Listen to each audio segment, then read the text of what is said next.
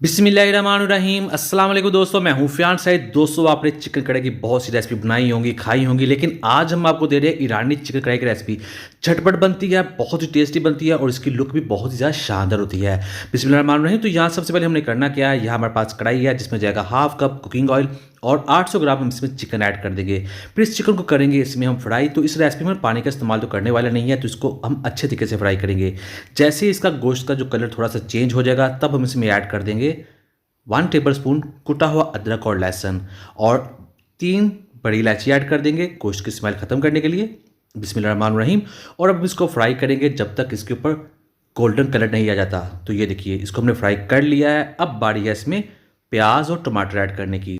2 टमाटर ऐड कर देंगे और एक बड़े साइज़ का प्याज ऐड कर देंगे और इसी के पानी में भी गोश्त को पकाएंगे, जिसके साथ इसका टेस्ट बहुत ही ज़्यादा बढ़ जाएगा। इस रेसिपी में टमाटर का इस्तेमाल और प्याज का इस्तेमाल थोड़ा सा ज़्यादा है रूटीन की कढ़ाई से। तो इसको पकाते हैं और साथ ही हम इसमें पाउडर मसाले भी ऐड कर देते हैं। तो 1 टीस्पून जाएगा नमक, 1 टीस्पून कुटी हुई लाल मिर्च, हाफ टी स्पून काली मिर्च का पाउडर, हाफ टी स्पून जीरा पाउडर ऐड कर देंगे और 1 टेबल स्पून जाएगा खुश्क धनिया पाउडर।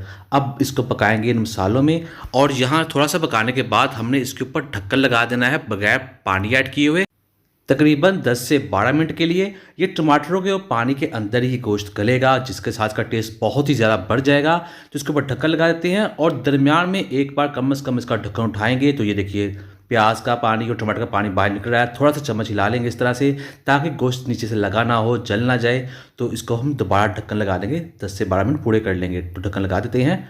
बिस्मिल्लाहिर्रहमानिर्रहीम। तो यहाँ पर तकरीबन 12 मिनट गुजर चुके हैं। तो ये देखिए, माशाल्लाह बहुत ही अच्छे तरीके से गोश्त नरम हो चुका है, टमाटरों का पानी निकल चुका है, लेकिन अभी भी इसमें थोड़ा सा पानी है। हम इसको थोड़ा सा पकाएंगे। इसका जो पानी है हमने ड्राई कर लेना है। दोस्तों, चैनल पर है, चैनल को जरूर सब्सक्राइब कीजिएगा, वीडियो को भी लाइक कीजिएगा। तो यहाँ देखिए, हमने इसको पका लिया तकरीबन 2 से 3 मिनट के लिए मजीद और इसका जो पानी है वो ड्राई हो चुका है।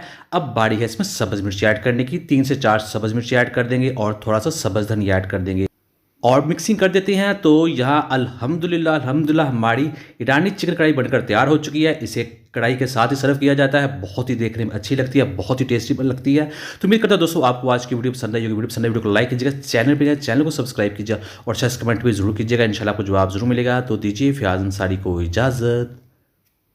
अल्लाह हाफिज़।